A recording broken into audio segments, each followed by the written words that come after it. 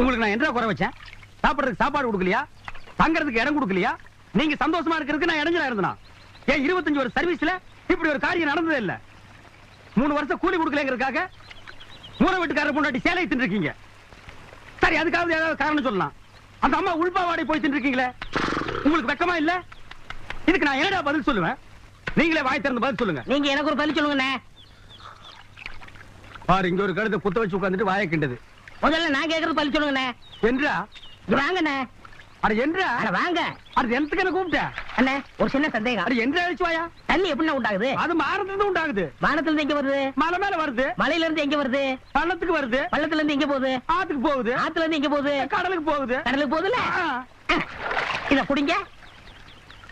இன்னைக்கு இதுல இதே தண்ணி தானே கடலுக்கு போகுது. அது என்ன உப்பு கறிக்கு?